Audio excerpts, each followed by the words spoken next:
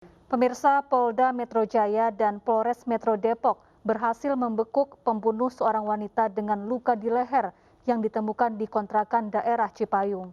Pelaku tak lain adalah suami siri korban.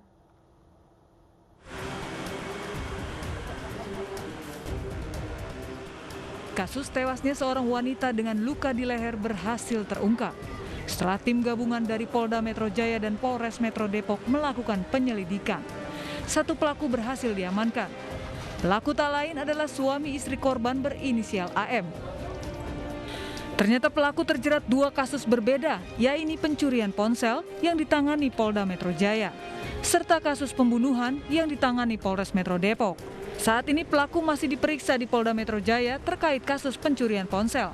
Selanjutnya akan diperiksa Polres Metro Depok atas kasus pembunuhan istrinya. Pelaku atas nama AM ini sudah diamankan oleh tim Jatan Ras Polda bekerja sama dengan Polres Depok. Posisi yang bersangkutan sekarang ada di Polda. Jadi yang bersangkutan ada dua kasus, yang ditangani oleh Polda adalah pencurian HP, yang ditangani Polres Depok adalah kasus pembunuhan.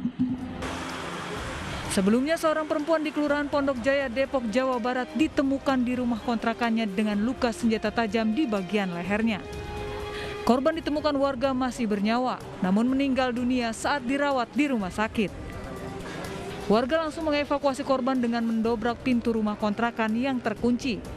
Awalnya pemilik kontrakan curiga karena mendengar korban berteriak minta tolong dan menggedor pintu kamar mandi.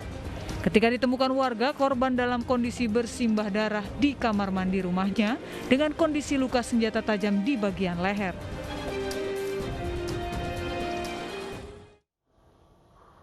Di Jember, Jawa Timur, seorang suami tega menganiaya istrinya sendiri hingga terluka dengan senjata tajam. Suami menuduh sang istri selingkuh dengan pria lain. Ironisnya, penganiayaan terjadi saat pesta perayaan ulang tahun anak berlangsung. Stella Yulinar harus terbaring di Puskesmas Jenggawah, Jember, Jawa Timur. Ia menjadi korban penganiayaan yang dilakukan suaminya sendiri. Mirisnya, Stella dianiaya suami dengan senjata tajam saat merayakan ulang tahun putrinya. Menurut Kanit Reskrim Polsek Jenggawah AKP Ahmad Rinto, kasus kekerasan dalam rumah tangga ini bermula atas tuduhan selingkuh suami kepada istrinya. Istri tidak terima dituduh selingkuh, keduanya lalu terlibat cekcok. Gelap mata akibat cemburu buta, suami kemudian menganiaya istrinya dengan senjata tajam. Berteriak minta tolong, korban kemudian diselamatkan warga dan dilarikan ke rumah sakit, sementara pelaku ditangkap dan diserahkan ke polisi. Ketika istrinya membawa anaknya ke rumah tersangka ini untuk merayakan ulang tahunnya lusa,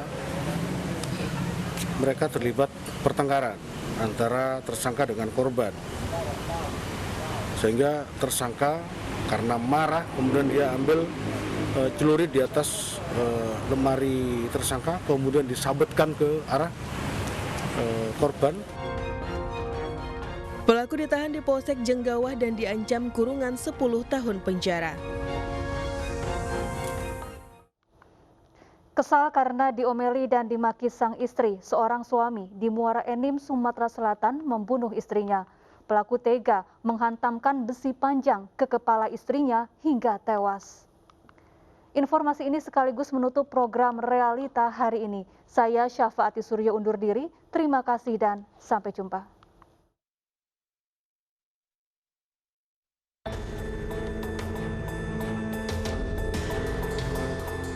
Peristiwa tragis ini bermula saat pelaku bernama Rizal yang baru saja pulang bekerja tiba-tiba dimarahi korban Yeti Septarini yang tak lain adalah istrinya. Karena tidak mau bersih tegang, pelaku sempat meninggalkan korban masuk ke kamar untuk istirahat. Namun bukannya berhenti mengomel, korban tetap saja memarahi pelaku. Karena kesal, pelaku melempar korban menggunakan bantal yang justru dibalas umpatan kasar dari korban. Akibatnya pelaku menjadi gelap mata sehingga menghantamkan besi ke kepala korban sebanyak 2 kali hingga tewas. Dan mengatakan suaminya selingkuh.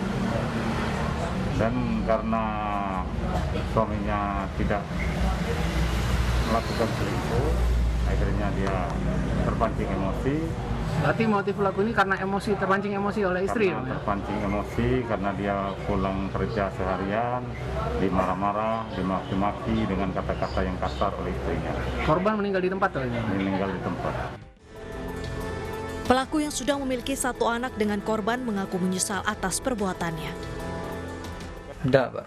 Aku tidak melarikan diri, aku tidak nyengok dia. Awak masih di depan itulah, tidak berlari dah. Nyesal kalau dengan apa yang ulang? Nyesal, Pak. Nyesal ya? Nyesal. Akibat perbuatannya, pelaku dikenakan pasal 338 Junto 351 dengan ancaman hukuman 15 tahun penjara.